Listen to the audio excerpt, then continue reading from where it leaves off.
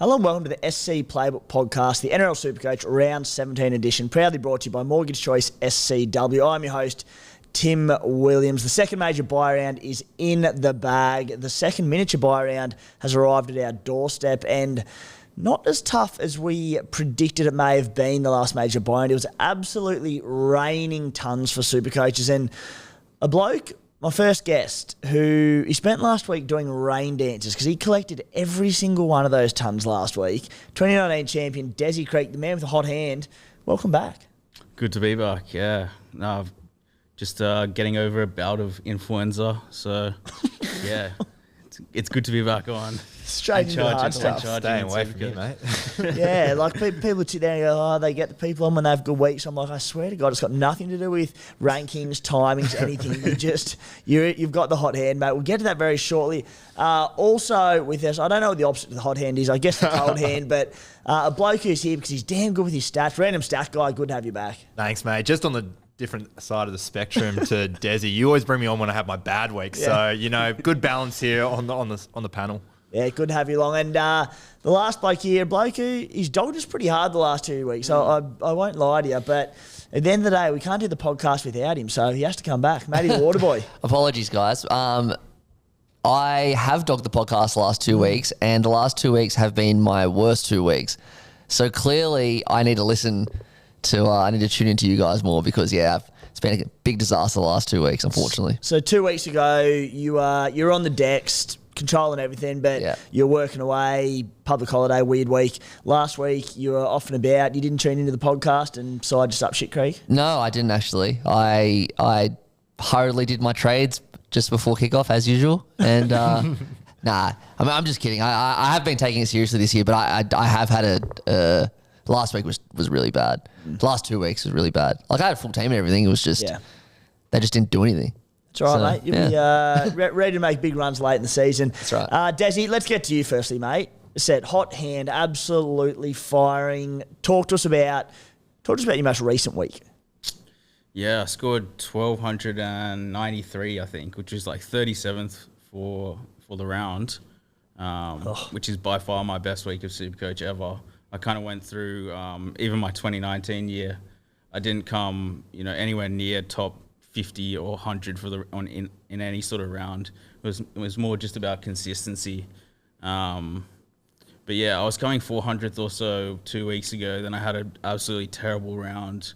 Came about 70,000. So it shows that you can go from 70,000th for the round to 30th for the round in the space of 2 weeks, and without changing a team, which is just it's a savage time of year. But if you can capitalize, you can really go up the rankings. It is, mate. And we're going to do a bit of a Q&A with you later, Dezzy, about just comparing your strategy in 2019 to this year. And, mate, everything you and I do could not be more polar opposite in Supercoach. So I think it'll be a fascinating little talking point. But, mate, what are you now? 300 and something? 306, overall? Yeah. 306 overall. You are, I think you said you're 800 points behind the leader, which seems like a very large gap, that one. But you think you no chance at winning from there. I think you got rocks in your head. I think you're every chance from there. Rando, how are you tracking, mate? Not too good. I mean, I just can't pick a captain to save my life. Last week, it was Ruben Garrick with his 9. This week, the rain just scared me off Teddy.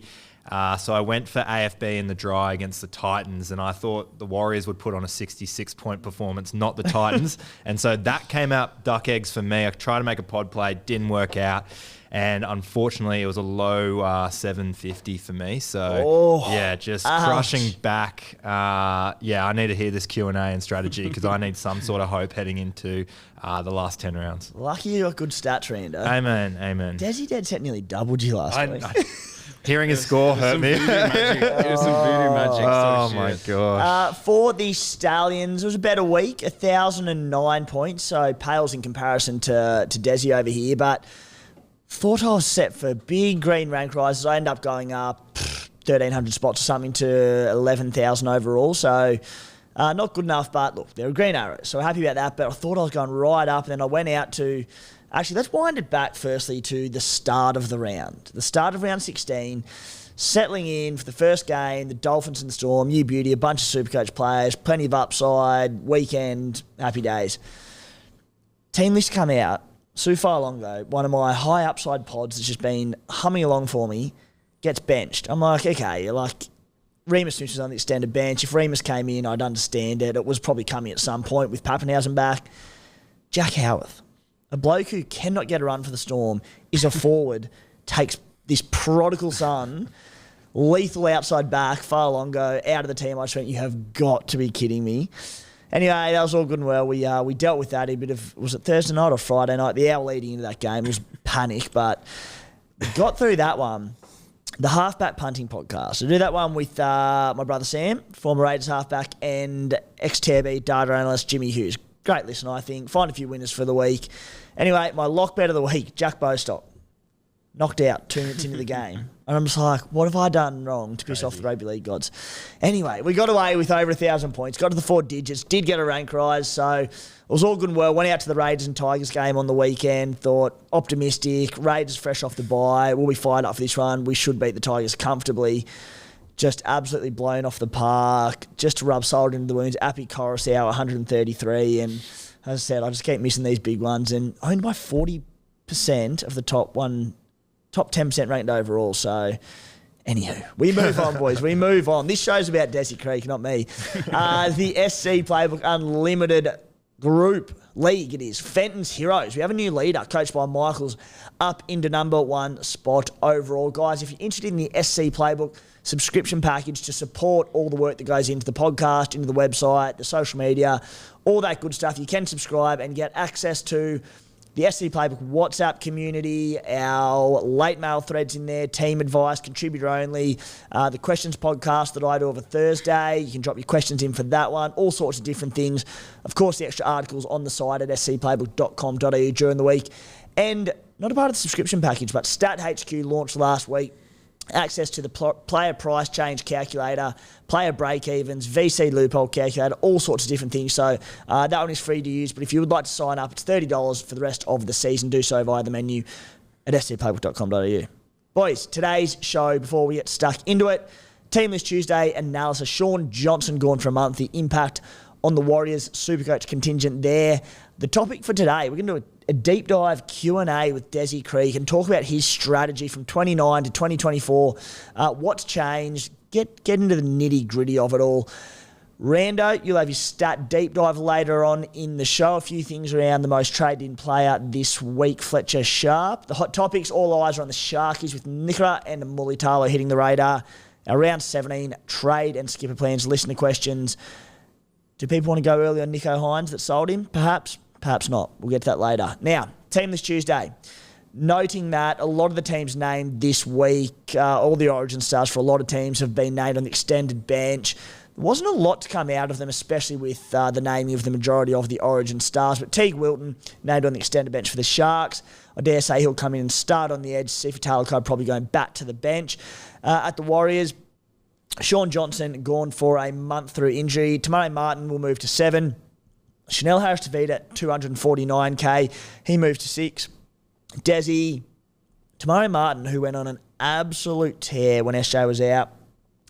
Could you look to go for a bit of a pod play around Tamari Martin, or too expensive now? Chanel Harris-Tavita at a bargain price of 249k. Any interest there, or off the wires off what happened last week? Yeah, I'm kind of off the wires. I brought in Dallin Wateni a few weeks ago, and it just hasn't come together at all. Yeah, kind of looking towards better top 8 teams this time of year for pods. Yeah, the Dallin train, that one hasn't been pretty all season, let's be fair. Next, Jesse Arthurs returns for the Brisbane Broncos on the wing. Josiah Karapani, a cheapie from a couple of weeks back, negative 23 break even. He's on the bench. Those who did jump onto him, looking at probably around 19 coverage, a bit of money, they'll be praying that he just drops out of that, comes back for around 19 and gets a bigger cash injection, because limited minutes there could hurt him. But in saying that, all the origin contingent haven't been named, so every chance that he does probably drop off that. In saying that, boys, the Broncos, so Walsh, Carrigan, Haas, etc., they play 3 days after Origin in NZ. Rando, you wouldn't think it's a big effort to back up across the Tasman. Yeah, absolutely. I mean, Kevy's pretty big on player welfare, so I just can't see him bringing in, especially Reece Walsh. Not too sure about Carrigan and Haas, but Reece Walsh in particular, coming off that concussion, I just don't see him playing in that game. So I think for the most part, Tristan Saylor will be safe at fullback and not too much movement off that bench. If anything, Carrigan or Haas could come on and back up in New Zealand, but tough road trip from Melbourne to New Zealand. Same conditions, but tough road trip. Yeah. Interesting if they, God forbid, the Maroons do win tomorrow night, then they might get on the tins as well and be given a bit of given the weekend off that one. At the Newcastle Knights, a bit of movement here, probably the most relevant team news of the round. Fletcher Sharp retains his spot at fullback, the most traded-in player this week. Will Price, the son of English great Leon Price. He's been named to debut in the NRL at 5'8", with Jack Cogger dropped. Kai Pearce-Paul named on the bench. Now, we've got a celebrity question asker, the Supercoach Spy. Question for the podcast. He says, he owns Kai Pearce-Paul and Jaden Brayley. Brayley also named on the bench. Firstly, Kai Pearce-Paul, he could start come game day still, but played as it is, named on the bench. He says, do I sell or do I hold them? He said round 19 coverage is still tempting, but he says he can flip them to Blake Brayley or Britton Nikora, but they're not two trades that he planned on using. So what are your thoughts around those, Dezzy? Can't say I have many. I think Nikora's looking good for starters. I think that KPP to Nikora is probably an upgrade. It's probably not sideways. He's got a fair bit more attacking ceiling. Plays in a better team. Hasn't really been notching up the attacking stats too much all season, but over the last sort of month or so, his scores have been going upwards. So it probably is the time to buy him if you are going to buy him at all. It's kind of now or never for some of these Sharks players. I can see him doing it, to be honest. I think the Spy should pull the trigger on this one. Yeah, I don't mind it. Look, I'm in the same boat with KPP and Brayley as well. And fortunately, they do play in the third game of the round. So it wouldn't surprise me if, as I said, Pearce-Paul starts, in which case, definite hold. Brayley could start, but probably won't. He has played off the bench the last couple of games with Phoenix Crossland starting. But yeah, I think the temptation, just the Brayley to Brayley one. Like, Blake Brayley's reliable, plays 80 minutes every week, but there was a 3-week stretch about 3 or 4 weeks ago where he played the 80 minutes and averaged 33 points or 35 points. That being said, they're against really tough opposition. The Sharks have a great run home. But you also got to be a little cautious of stacking too many Sharkies who are going to be popular this week. But, yeah, if you can move Brayley even to, if there is a hooker out there, if you can get up to Appy Coruscant maybe. But, yeah, I'm tempted to just hold tight with Kai Pearce-Paul, but the Nikora trade, the trades definitely make sense. But I don't love Blake Brayley. I brought him at this period last year, and he was great for me, but the numbers haven't quite stacked up this season. Kelma Tuolangi suspended for a month. Sean Lane starts at the Parramatta Eels. Survives another week for the Cooma Stallions, and I think he'll be running at Will Price this week, who is not a noted defender. So that could be a really, really good one for Laney and potentially a hold, just get through to round 19. But, we've been down this road before with Sean Lane. Matt Arthur has been named on the bench, the son of Jake Arthur. Not Jake Arthur, that'd be the brother of Jake Arthur, the son of Brad Arthur. Really promising hooker prospect. Definitely a concern for Brendan Hands, those who brought him for both cash gen and certainly round 19 numbers. So if Matty Arthur goes well, he could be starting in no time. At the Storm, Rando Suafalongo drops to the extended bench. Probably no huge surprise there with players back. Jack Howarth still at centre though. Note Remus Smith has been named 18th man, so I would expect Remus Smith, who's been dealing with a concussion from a few rounds back, probably comes in if cleared to go for Howarth. Nick Meaney out, says it's due to injury. I would not be shocked one bit if this was due to form, because defensively he's been really poor. The big one though, Ryan Pappenhausen, you would imagine probably goal kicks. Yeah, absolutely, and that's a huge thing for Pappy pod owners, especially people who brought him in last week. So, yeah, I can only see Pappy kicking for goals there. Not many other noted goal kickers to step up there for the Melbourne Storm.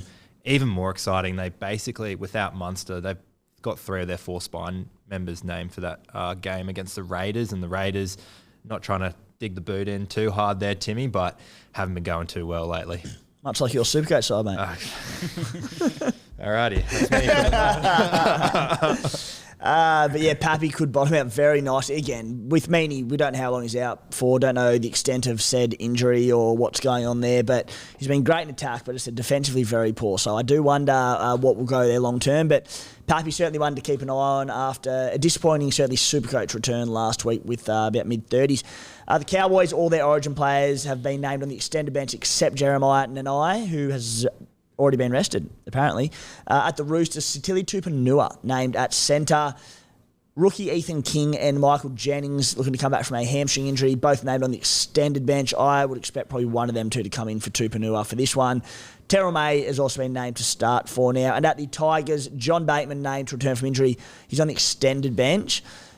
Did either of you jump on Ruben Porter last week, the cheapie? Did not, no. Started on the edge, played 65 or so minutes, only scored early to mid-30s. But yeah, the issue there will be if Bateman does come in and starts on the edge for him. We did know Bateman was coming back though, so anyone who did jump on Porter knew the risk. But at the same time, great performance by the Tigers, and Porter, if he can earn a bit of cash and be a number for owners in round 19, it'll be handy. But yeah, certainly one to watch there. Now, I think it was 88,000 Supercoaches who traded him in last week as well. So 88,000. 8,000. Sorry, I Holy started. moly. So it was the second most traded in player, but not 88,000. Not at all. Not that. that's a lot though. Yeah, tons. Yeah. For a bloke who could become enough very quickly, and I think he's only 2 RF, which is not even the dual. So anyway, he's still starting for now. So John Bateman could also come back at lock. We don't know. So keep fingers crossed and hope that he can do a job for you there. Dezzy, your rise and rise in 2024. To be fair, you've been thereabouts most of the season.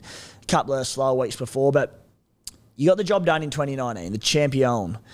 300th this year, 306th, I think you said to be precise. Before we get into anything else, let's talk about anything that may have changed in your approach from 2019 to now, because you and I, both had plenty of success over the years in Supercoach with vastly different approaches. I am a very patient, probably a bit more calculated, play the long game. You go hard, you leave no stone unturned, and you don't die wondering. And I love it. And I love watching your season unfold because they're very different, mate. You're humming along this season. So let's start with, I thought it'd be a good freshen up from people listening to my gibber about playing the long game that obviously isn't working, and with your approach this year that is working. So I said 300th overall, 2019 to 2024. Any significant changes in your strategy or what you've learnt?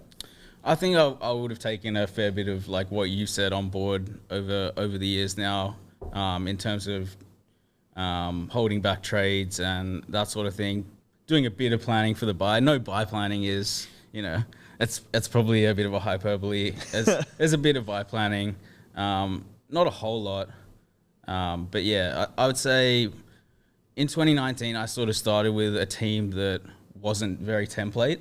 Like I had a lot of rogue sort of choices right off the start, and now I'd say I sort of start with a template team and then work my way towards going more rogue as the season progresses. So when you say a template team, who are the popular buyers, who are the masses going with? Start with that, then start to pick it apart from there. Yeah, exactly right. Like at the start of the season, you're going to see so many template teams that people post.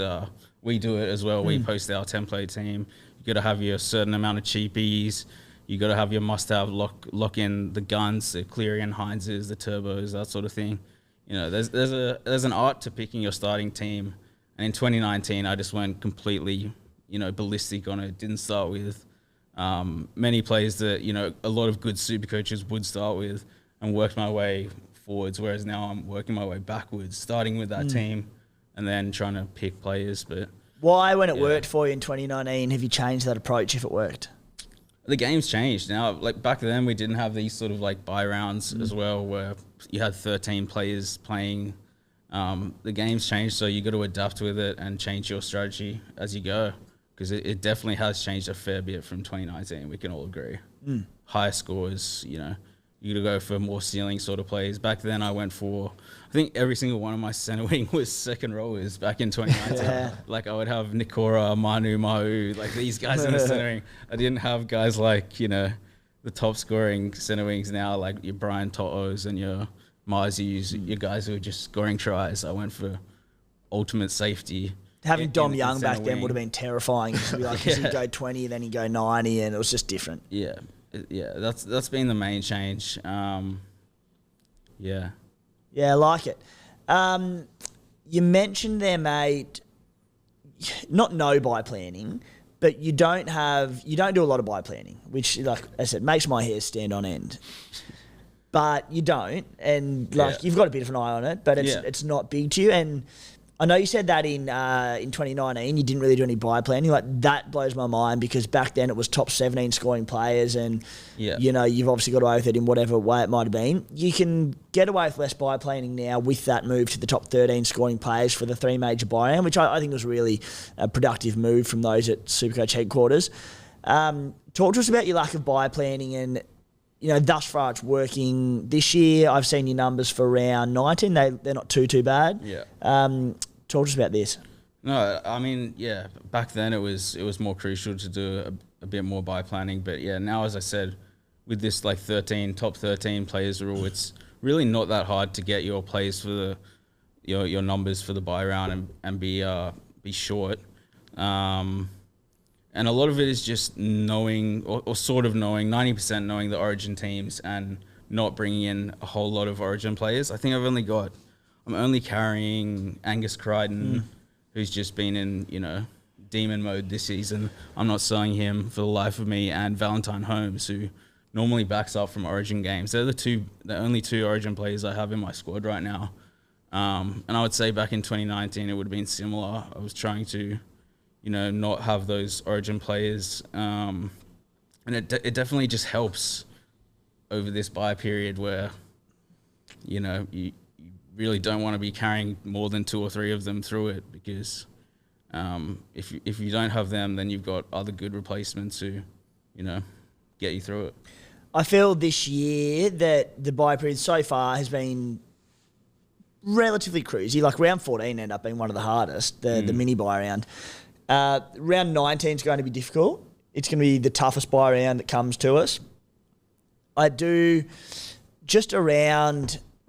do you think like there's too much emphasis put on buy planning, or do you think it's just worked for you? I don't think so. I think buy planning is pretty crucial. I mean, if you went back and asked all the previous winners how they did in buy rounds, I'm sure they would all have done very well. Like, it's pretty crucial. If you want to win, you have to attack the buys. You have to know what you're doing. You have to have the numbers. There's no hiding from it. You have to do it. But like I said, things just sort of fall into place as long as you have that core team and not too many Origin players, especially with only 13 being counted. It's not something you have to take into account as much as you used to, but you still definitely have to really attack the buy period, because it's where you can make up a hell of a lot of ranks. Important, very important, but not the be all and end all. No. And what I think I said with the buy period so far not being probably as difficult as we'd anticipated. You mentioned the Origin players. For whatever reason, I haven't looked into it deep, but I feel like there's not been a lot of Origin-relevant Supercoach players this year. Certainly there's a few of them out there, but I feel like in other years you get there, and if you're losing 5, 6, 7 blokes to Origin, and you're either having to sell them off or you're holding on to them and you're playing short. This year, as you said, I feel like a lot of, I think myself included, I've only got maybe 2 or 3 max there. Yeah. And it's definitely helped with not having to worry about trading out Turbo and Cleary and Hynes and these sort of guys, because they're not playing Origin. We've got a lot of cash to play around with our squads right now, without needing those like essential guns that you normally need in, because there's been so many injuries. It's almost made it easier. Dezzy, you have 14 trades to play. 13 trades to play. You'd have 300k in the bank, which in my eyes is essentially another trade, because you don't need to free up cash to move on. You've gone very hard. I'm sitting on 17 trades left and a boost. Rando? I'm sitting with 11. 11 trades. God help me. God help me. But I think I've got my team in order now for the rest of the season, so it doesn't matter. Dear Lord. We got there. Dezzy, you've gone hard, not as hard as some, evidently. No, I've used all my trade boosts. I think it's a good idea. I should say that from I feel like it's a good idea to use, if you're playing overall, not necessarily head-to-head, but use all your boosts early. It's the Wilson Carlos strategy. He sort of coined it when all of the 5 trade boosts came out, to just use them all straight out of the gate, get your squad value up, and then just play from there. And I kind of like it. It makes sense in my mind to use all the boosts early. See, there's method to my madness. Again, for my being a more conservative approach, I use 4 of mine pretty early on, and I don't mind. Like I'm very glad to have saved 1, but I've certainly fallen a bit more towards the. I mean, we're only in the second year of boosts. I think we're all still working them out, but I don't mind going aggressively on them. How do you feel about having 13 trades left? Do you feel comfortable? Are you at ease? Are you not at ease? Like, how do you think you pick? I haven't looked at the round 19 buy, if I'm honest with you. I've had a look for you, mate. You're not too bad. I think you're sitting about 10 or 11. Oh, yeah. So depending on that, I really don't think I need that many more trades. I think the main thing is getting Cleary and Hynes back in. And Turbo as well, probably when he comes back in, provided he's at fullback and not at centre, which is, I think that would be a mistake to do that, but we'll see what happens. But yeah, getting those sort of guys back in for the back end, and then maybe having 5 or 6 trades up your sleeve for the final sort of month or two. You don't really need much more than that. There's already been so many injuries. There are going to be that many more towards the back end. I don't want to put a mocker on it, but I feel like we're due some good luck in the Supercoach realm. Give us a nice free ride home with no injuries. I mean this in the best way possible. Let the injuries flow. Nothing bad, just little soft tissue minor ones, back for finals. Nothing serious, but I've been planning for it for a long time. So the plan for the run home, Dezzy. 13 trades to go, bit of money in the bank. Are you going to continue to go hard for the next 4 or 5 weeks to really get that team set up and, as you said, save 4 to 5 for the last month or so, or do you start trying to conserve? Yeah, it's a tricky position being in 300th, because it's sort of like I should keep attacking at that rank to try and get into the top 100 and top 50, really, really high rank. But then again, it's like I had a bad week coming 400th a few weeks ago and dropped to 1500th, so you can really slip off the rankings quite fast if you have bad weeks. So it's like it's a real toss-up right now coming 300th, whether I consolidate, don't trade, and then sort of bring in the guns as they come back, or keep going crazy and using 2 trades every week and try and get into the top 100, then play defensive with my squad, I guess. Have a really deep squad with 20, 22, 23 players who you can play all the time, and then sort of change up your team based on that. But yeah, I think I'll probably take the conservative approach and try and, hold my trades towards the end and try and attack towards the end, because I feel like that's the best way to go up the ranks. And you can, mate. And sometimes the best offense is defense. And as I said, the back end of the year, even if you continue to go relatively hard, but you save a few up your sleeve for those late season trades, when teams can't field 17, which tends to inevitably happen that time of year, potentially worse this year, people do seem to have gone harder, but, Guru did it last year with Mulitalo Cola for those last 2 rounds, and he shot up some absurd amount of places in 2 weeks off the back of basically Cola. I think we both jumped on DC as well because we had a few trades up the sleeve. I did the same. I was a bit too far back to make any sort of real damage at the top of the rankings, but I think the last 2 or 3 rounds I had some good jumps as well. So I said and it's a great example, Dezzy, of what you just said and how I've approached it in the past. We keep saying there's no one way to win Supercoach or go well in Supercoach. Yeah, someone can go super aggressive from the get-go. Someone can go super defensive. You might finish on the exact same points. Exactly right. But yeah, good insight anyway, mate. Guys, it's that time of year again in the footy world with State of Origin in full swing. Less importantly, or more importantly to the very odd few, this time of year also means the end of the financial year. If you've seen some cheap deals on a holiday or any new toys you're looking at grabbing but don't quite have the cash on you, Paddy and the team at Mortgage Choice SCW can help you out with some finance options and personal loans to make sure you have the cheapest rate possible to pay it back in your own time. Alternatively, if you find yourself taking full advantage of the end of year sales and your credit card bills have gotten a little out of control, then reach out to Paddy and the team to discuss a plan to look at some debt consolidation options. Whatever the end of financial year means to you, the team at Mortgage Choice SCW are here to help. Usually it'd sting you $129, but because you listen to the SC Playbook podcast, It's completely free of charge. Flick them a message on Instagram at mortgagechoice_SCW, or you can give them a call on 02 9521 1611, no matter where in Australia you are based. Boys, let's get stuck into the hot topics for the week. The most traded in and out players. Number 2 on the list this week, Britton Nikora, 570k, averaging 60 points per game, a break-even of 3.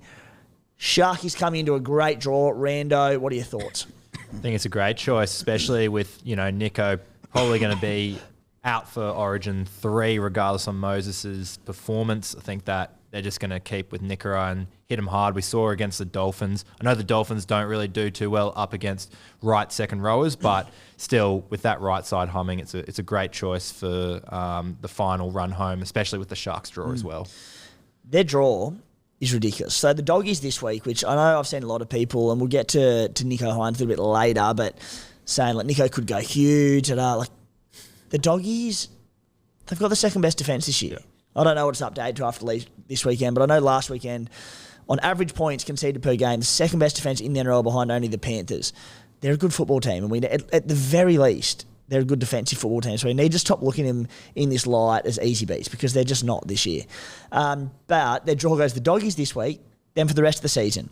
Titans, Tigers, they have the bye in round 20. That's the last miniature bye round after Origin.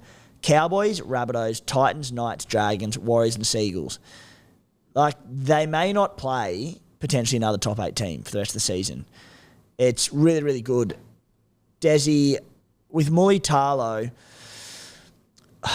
I'm trying to find ways to not get him in, but the more I look at him, and when I say that, it's because I know that masses are starting to flock to him this week. He just looks like such a safe buy with round 19 coverage. What are your thoughts? I wouldn't say Ronaldo, Mulitalo, and Safe sort of resonate in the same sort of wavelength for me. He's always going to be risky. Britton Nikora. Oh, Britton Nikora. Yeah, sorry. Oh, sorry. Nikora is safe he's pretty safe. But as we were saying a few weeks ago, he's not taking that many runs. He really does rely on jagging and attacking start. But he's at a fairly good price now where, it's pretty appealing. Because he's going to get you that 50 points no matter what, probably. But then the attacking stats on top with that draw, he could easily go from 50, 60 average up to that 70, 75 average, which is keeper territory. He has a base of 47 this season, which isn't that bad. I thought it'd be much lower. Went back and looked into it. This season, before that game, before the bye where he went bonkers and got 120 odd, in this season, he had 1 try, no try assist, and 1 line break in 11 games. And that's where I look at it and go, okay, he's averaging 60 with nothing and a good draw. So when I read that, I just went, it's hard to ignore him. So I can't knock anyone buying him this week. Number 3, Appy Coruscant, 637k. This one hurt last week because I know so much. And a Raiders fan. 133 points. And it was a masterclass. 67 points per game average. A break-even of 16. He's a goal-kicking number 9 that plays big minutes. Rando, he is what he is. Like, he's not going to do that every week, obviously, but he'll be a rock-solid option for the run home that has round 19 coverage. Again, anyone wanting to strengthen that hooking spot, especially for if you can go Jaden Brayley to him, hard to knock. Yeah, absolutely. And it pissed me off because when I brought him in, he was just shooting bloody 50 scores. And as soon as I let go of him, last 5-round average of 82 with a season average of 67. So he's really shot up, especially in the last 5 weeks. And, like the Tigers side, you don't know what's going to happen. They usually win 2 in a row and then lose 10 straight on the trot. So we'll see how the Tigers go. But at the moment, can see why a lot of people are trading him in. You've got that round 19 coverage, as you mentioned. And well, he's gunning for that Origin 3 spot, obviously. I think he's going to be a massive influence for this Tigers team. Number 5, Rando Mulitalo, 492k, 66 average for the season, a break-even of 73. He looms to me, boys, with that draw as just that perfect sort of 5th, 6th centre wing for the run home. Again, I think he's going to become pretty popular pretty quickly, but 8 games this season with Trindle and Nicho Hynes on deck, 85.28 average for the season, 9 tries in those games. Dezzy, again, as you said he's not safe. His base this year is a bit better, but it has regressed a lot lower than what we saw at the start of the season, where he did come out having a bit of an extra crack. But the draw to come, I can't knock it again. Yeah, you can't knock it. It's just very hard to bring in these sort of guys when you only have limited amount of trades left. Are these really the guys that are going to get you flying up the rankings if you bring them in? That's why I find it kind of a bit strange that, Nikora, Coruscant, these guys are the highest traded in players. Like they're not going to be pods. Coruscant's already 40% owned in the top 10,000 or something. It's like you're bringing in a guy that people have in front of you. For me, it's not a winning strategy. I don't like it. Yeah. Appy, I agree with. Again, like, it makes sense to buy, except for ownership. I'm like, there are times where they're highly owned for a reason, and you go, okay, he's 70% owned, but it's Dave Fafita or something. He's clearly the best in the position, so you just do it. But someone like Appy, I mean, there was a stretch there where he had I think he scored 33 3 weeks in a row or something. When Rando owned. Nobody on these top trade in and out lists is like, at that level. Then none of them are keepers. Well, they're all borderline keepers. None of them are best in position or even close to it. I do think with someone like Ronaldo, though, it's just the price tag. You get him at $492K, who's, with that run home, there's no reason why he can't average 70 plus on the run home with that draw, and then you buy him at that price. Yeah. Yeah, sub 500, and his min score is 54 with Nicho and Trindle as well in the halves. So he got 56 last week, the week before against the Finns with a try, but I think that's the lowest he can go. Yep. Famous last words. Yeah. Watch it, bomb Have you not owned Mulitalo in the past? He can go very low, mate. Number 9, Samuel Afainu, 517K. Despite carving the Raiders, this was somewhat pleasing as an owner last week. 517K, his dual front row forward, second row forward, a break even of 17. Yeah, 9th most trading. He's got a 3-round average of 66. Said for a while that when he did go to that big minute, the 80-minute roll on the edge for the Tigers, he just couldn't get any attacking stats. He's fairly attack reliant. I think if we're viewing him as a 2RF only, a second rower, you go, well, he's definitely not a keeper and the ship's probably sailed price-wise. But when you view him as a front row forward with the benefit of dual position, Dezzy, I think barring a change in role, which I don't think will happen because he's been outstanding, I think he's a keeper at front row. When I say, let me clarify, when I say a keeper, I'm not saying he's going to be better than Payne Haas or Adam Fanua-Blake or these sort of blokes. But with trades running low, when you've got the value of a dual position player, I can't see myself trading him out this year. Yeah, I agree. I'll be holding on to him for sure. And to buy or going back to your ownership concerns? 517K, it's a bit steep. If you have the money, then sure, yeah. I think he'll continue to average 60, 50, 60 odd.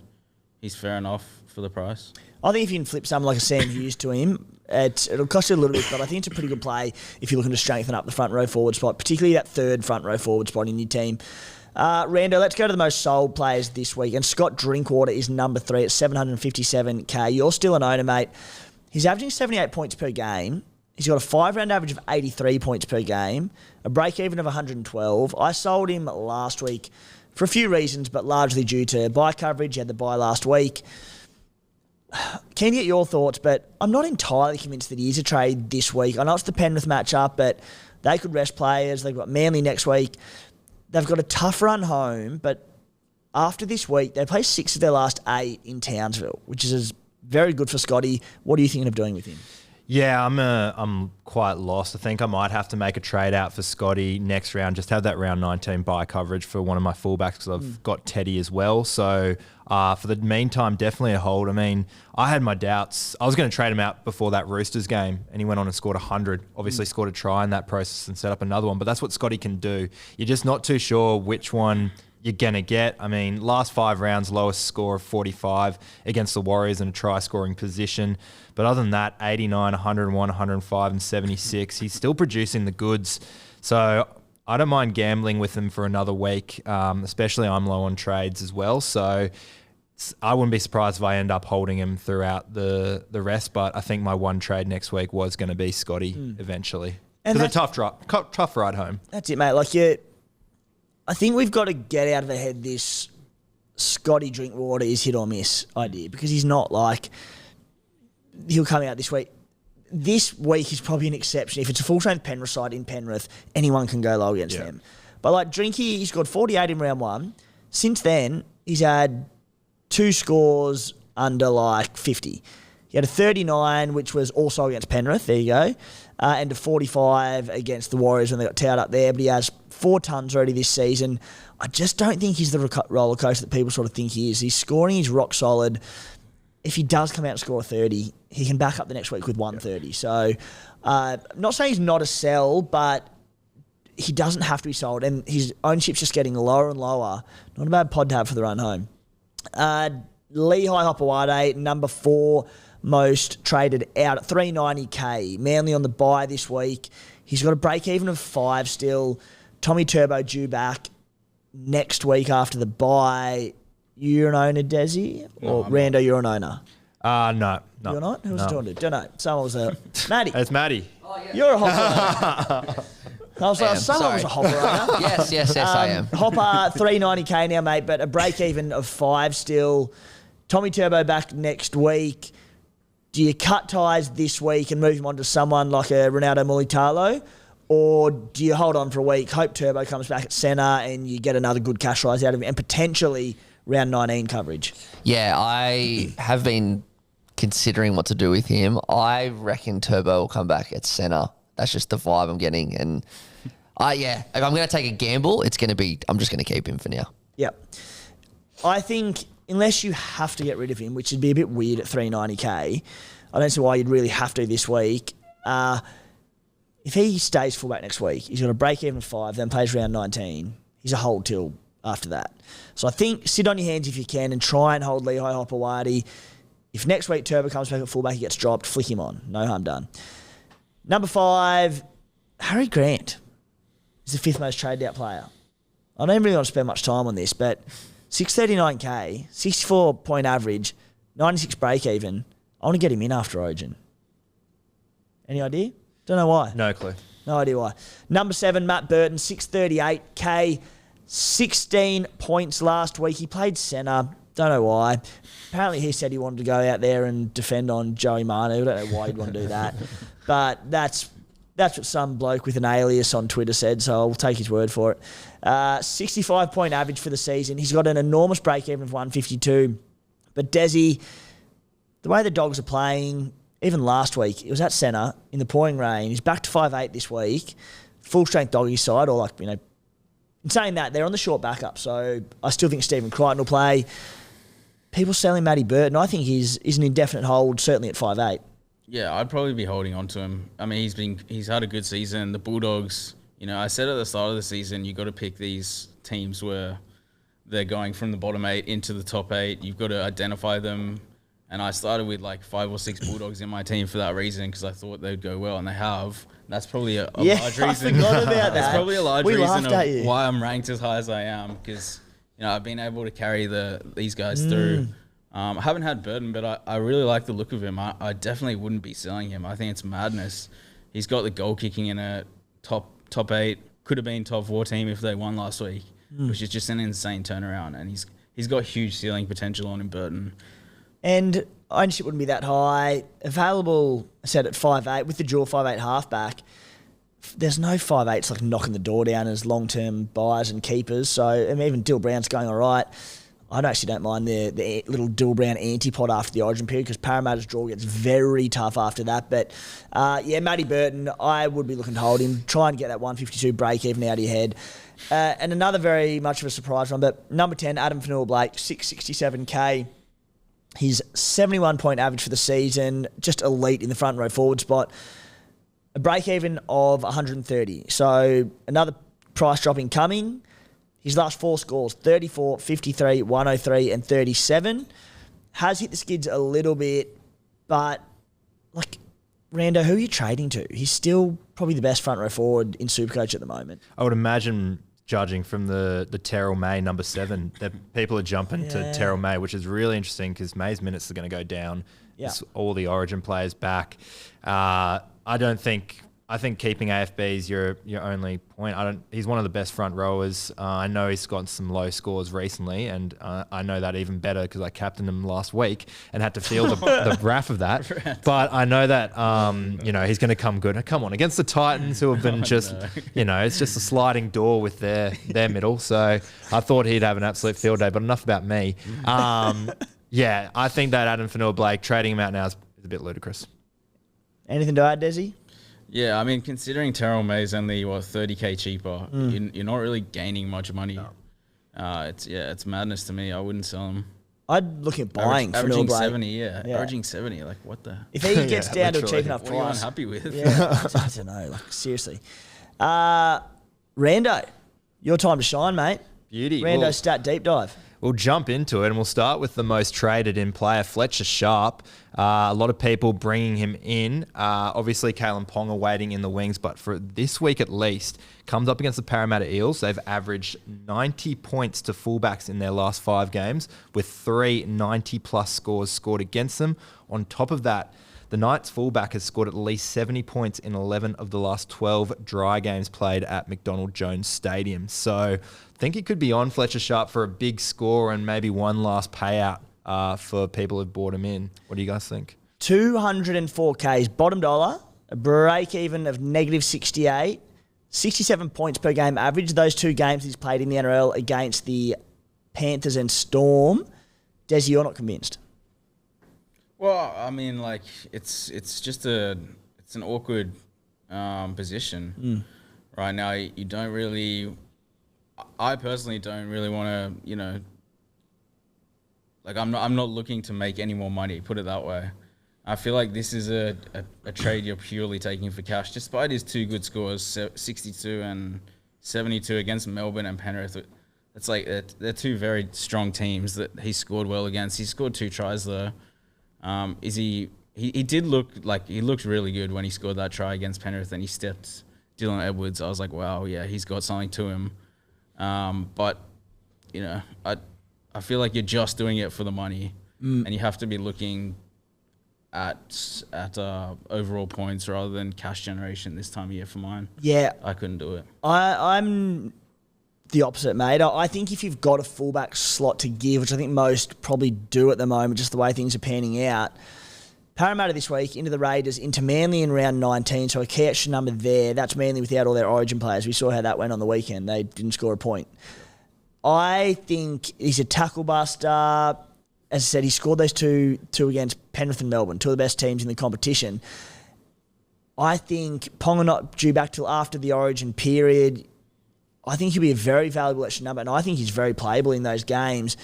And what with 3 price rises incoming, he could be in excess of 450K after come sort of round 21 when the Knights have a bye, even round 20 if he's peaked. Yeah, I think he's a great buy. Rando, what else you got? Next up, we're looking at James Tedesco coming against his old side, the Tigers. He's only played them 5 times, despite leaving there a couple of years ago. In 4 out of those 5 games, he's scored 3 tries, 3 line breaks, had 4 line break assists, and averaged 8 tackle breaks per game. He's had 2 tons in his last 2 games, followed by a 61 and 64. And whenever he has played against the Tigers in those last 4 games, the Roosters have scored 38-plus points on the Tigers. So definitely does know how to hold a grudge and could be a captain opportunity here. Skipper Dezzy? Yeah, Teddy's getting the C. No 2 ways about it. Raining on Sunday as well. I don't care. He's back. 84, he's back. I guess. Teddy's the man. People were doubting him a few years ago, which is just, when you look at his scores now lined up, the one injury score, you take that out, he's averaging like 90 in Supercoach this season, which is just insane. He's unbelievable. Yeah, we'll get to captain shortly, but he's going to be very hard to ignore for owners. Old Teddy. Any more there, mate? Last one, and this was an interesting one, seeing that he was number 5 on most traded out. But Harry Grant coming up against the Raiders. The Raiders, they're conceding the most points to hookers out of any team in the competition, conceding 65 points to them. Obviously, Appy went off.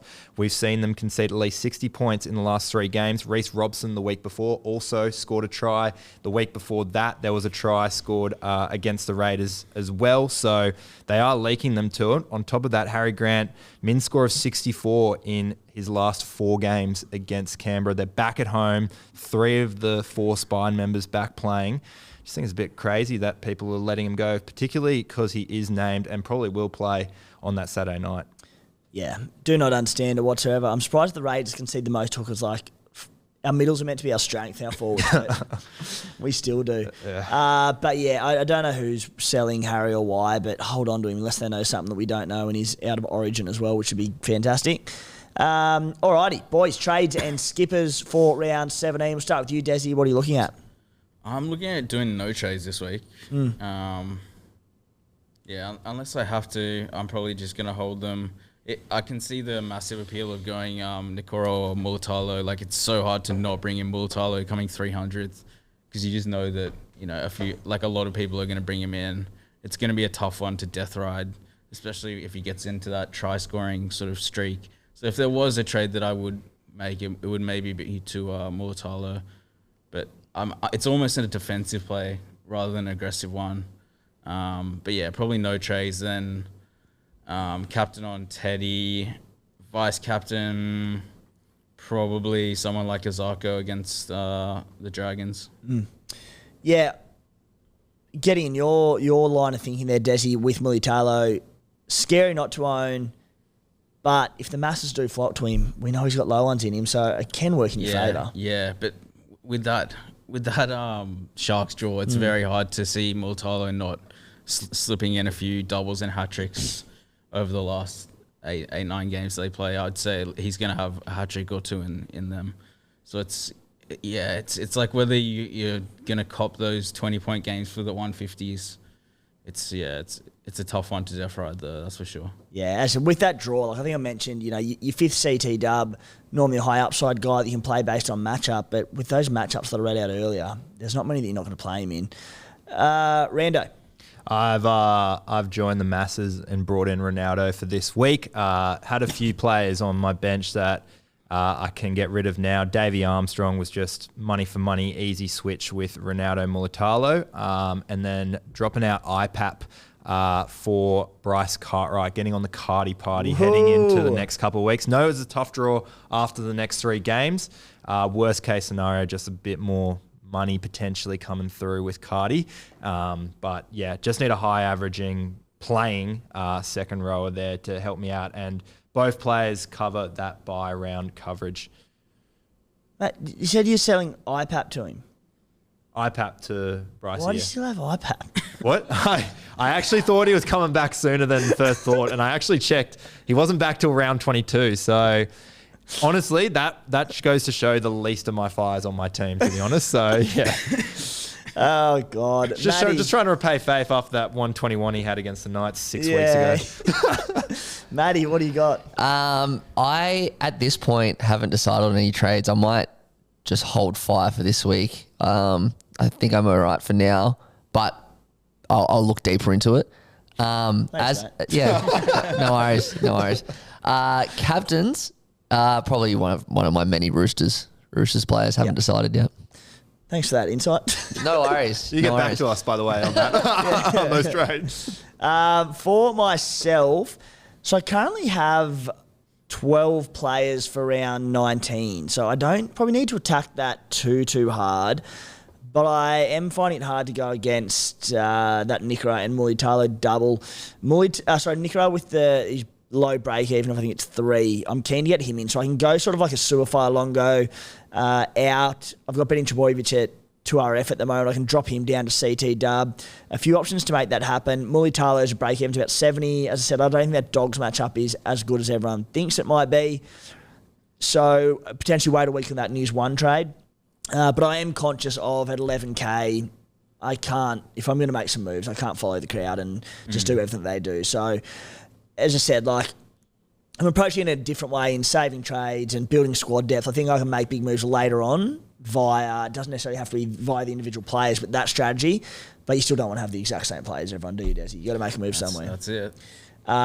There's a couple that I'll float with, and I'll tease it for beers and break evens tomorrow, but there's a couple of CT dubs, not super pods, but not far off it, that have caught my eye.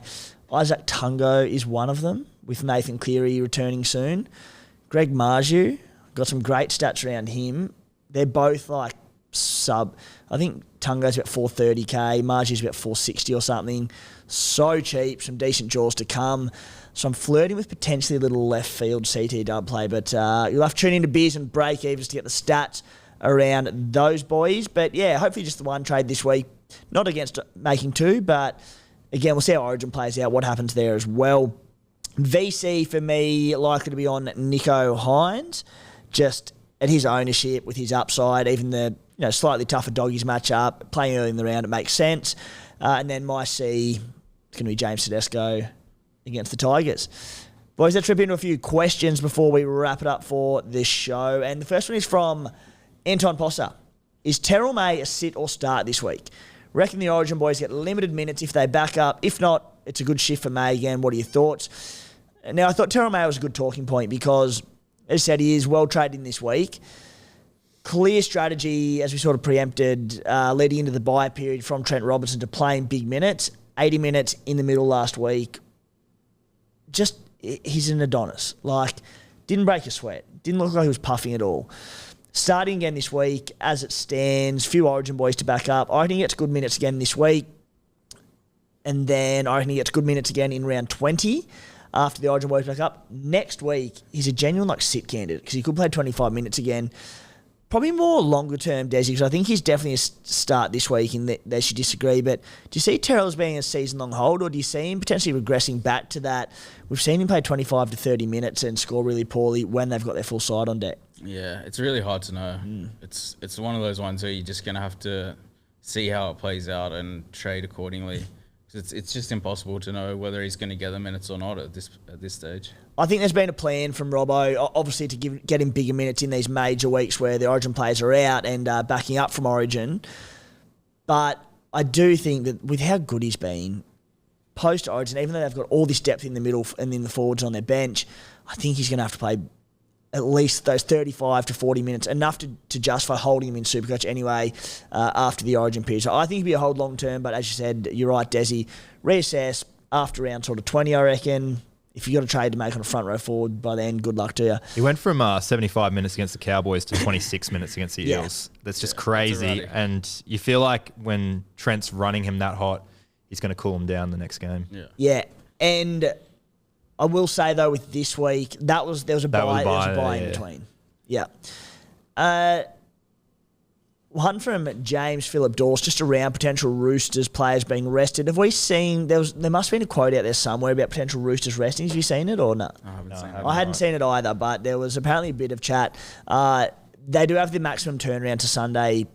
This might just be an optimistic seller of Angus Crichton, but I think if Crichton plays 80 minutes on Wednesday night with the Roosters' depth, I would be surprised if he didn't at least play less minutes in that game, potentially a rest. But look, time will tell on that one. Next one from J.S. Lee. I don't know what that is. But what is the difference between an effective offload and an ineffective offload? Generally curious. It's a good question. So, two different scoring categories in Supercoach. Ineffective offload, 2 points. Effective offload, 4 points. Effective offload is when it goes to hand, they get 4 points. And when it doesn't go to hand, if it hits the deck and then even if their own player picks it up, 2 points. The first thing I look for when I check scores at the end of a game is that category, because they always get marked as ineffective by the scorers, and then on review on the first update, if they've had effective offloads, they get updated to 4 points. One from Connor. This is a great question and a problem that I don't have, but I know a lot do.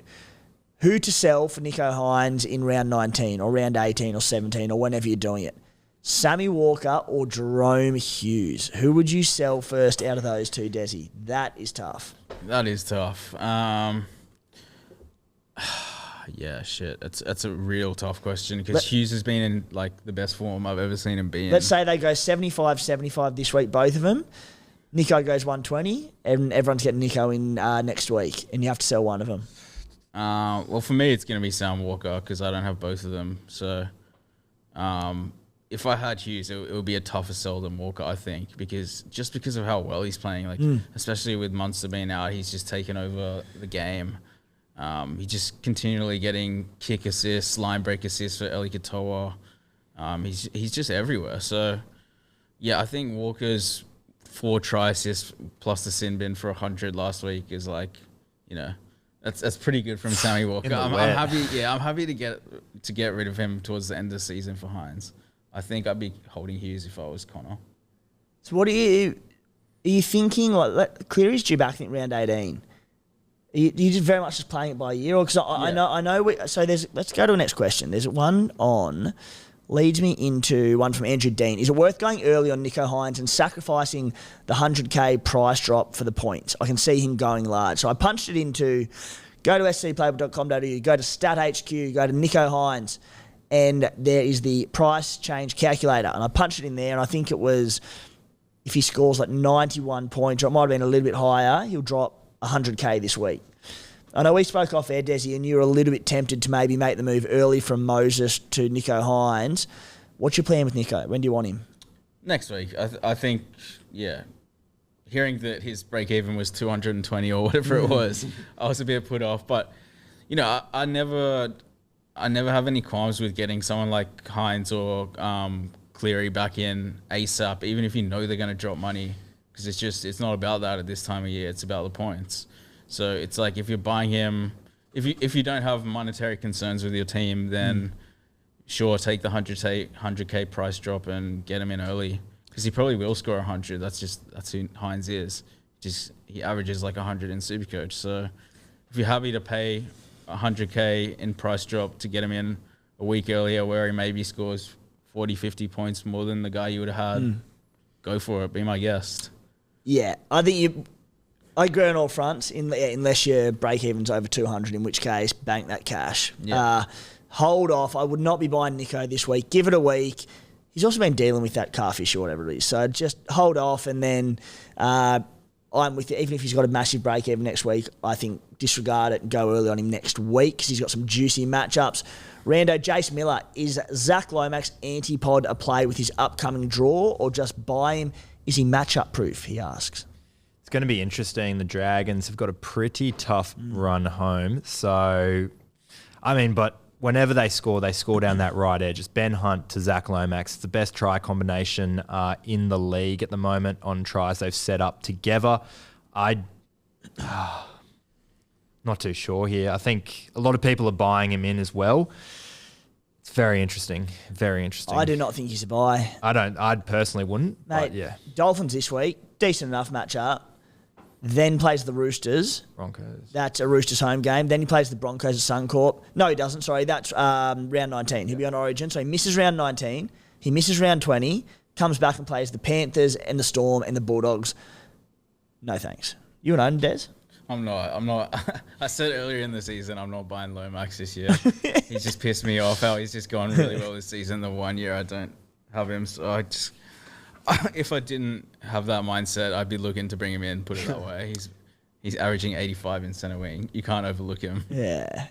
I'm not touching him. I'll have a look at him after all that's done, but no thanks. Next one from the Scarfy. I could sound like an absolute idiot here, but just for something different. Aioli, tomato sauce or ketchup or other for pub fries. Are tomato sauce and ketchup not like the same thing? I thought they were the same thing. Are they? I'm fairly sure they are. All right. In that case, aioli, tomato sauce, or other for pub fries, Dezzy? I'm going tea sauce. I go both. Tomato sauce into the aioli. I love it. So good. The best. What do you do, Matty? I have gravy, first of all. Yeah. So definitely other. But if I had to pick out of those, I'd pick aioli. Aioli. Yeah, right. Gravy for sure. Just make gravy happen. Make it work. Make it work and don't look back. Otherwise, tomato sauce. Aioli's a bit weird, boys. Next one from... Who have we got here? Question from Gymnastics. Religious listener. Trade Tommy Talau as he has peaked or keep for round 19? Dezzy, you're the manly boy. Yeah. No, I'd be trading him out, to be honest. Brushing him? Yeah. 159 break even. Rando? Really? Knights, Luke Brooks, dominant side. Tom Trbojevic coming back. He runs that left side. Wouldn't Tommy Talau have a field day? I don't know. I'd be trading him at... He's close to 700k or whatever he is. Oh, it's tough. As long as they play him at left wing and not at 5'8" again, he should scored plenty of points. Dry track on a Sunday. I like him for that round 19 fixture against the Knights. Cowboys, Knights, Titans to come. Tommy Talau. They're hitting that left side. They're hitting it hard. All right, go for it, Rando. I mean, I feel like he's spoken your like man. someone Buy going. me. He's your man where you're ranked. Just the way you are. Boys, we'll wrap that up for this week's episode of the podcast. Rando, thank you very much, mate. Pleasure. Thank you for having me on after another shocking week from myself. Your time will come, mate. Don't It you worry will. It about will. It that. will. I can Hopefully feel it mi- now. Hopefully mine feel it comes on now. the same week. Dezzy, huge tonight, mate. Yeah, hopefully Continue the rise. Hopefully, try and keep the momentum going. Yeah. Beautiful. Righto, guys. Thanks for tuning in. Good luck this weekend. Cheers.